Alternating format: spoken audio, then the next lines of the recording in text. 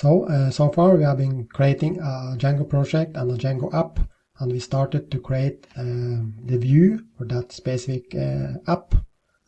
And the next step is to create a template as according to this model view template pattern that is used in Django applications. So then we have this pattern model view template, and we started to create a view. So the next step now is to create a template, and then after that we will create the model. But basically a template is just a HTML web page that containing the layout of the web page with the logic on how to display the data. And typically the data comes from the database and the model, but that's for later. So the first thing we need to do is to create a subfolder for these templates. Typically you would like to call this subfolder for templates. So far in the views that we created in the previous section, we just created this view that return an HTTP response, which is basically just a text string. So now, and if you see here in the web page that we created, it shows just this text string here on the web page, company website. But typically we want, instead of just creating a text string here, of course you could also create text string that contains the entire HTML code here, but typically we just want to create these templates as separate HTML web pages. So then the first thing we need to do, we can just go here to the file browser, go to the company folder, and then just create a new folder called templates like this. And in that folder we should create all our HTML files, but so far we are going just to create a simple one. And then also here you see this folder has been created or appearing here in Visual Studio Code. So then so far this template folder is empty. So then let's just start creating this new template file, which is just an ordinary HTML file. So then just right click here on the templates folder, create new file, and then we can call it company.html like this. And by default it's just empty, and then we just want to create a ordinary HTML web page like this, with a body, something like this.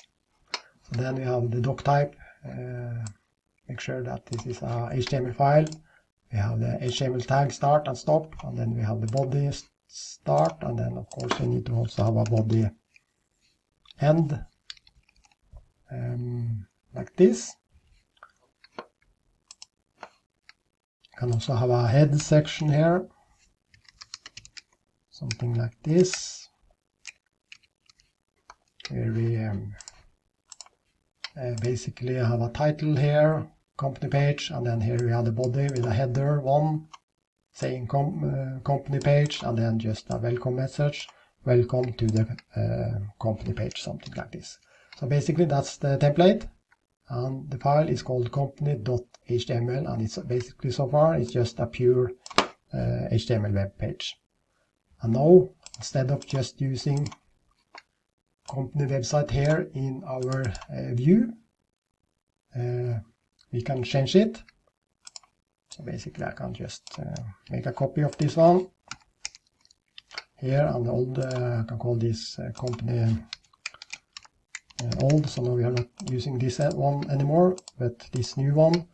And then we need to here create a template, and in order to use that template we first need to include it here on top from Django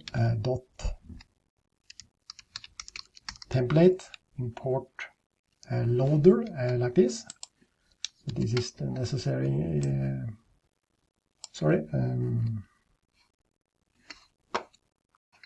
and then since we have this one here, we can create a template here, and then basically just template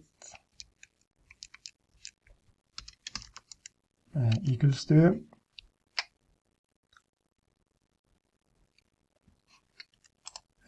like this. So template equals to loader.getTemplate, and then here you specify the name of the template, which is in our case just company.html, which we have here. So that's the template file, and we have to refer it to it here to load the template, and then just instead of this text as a HTTP response back to the web browser, we just use then template.render like this.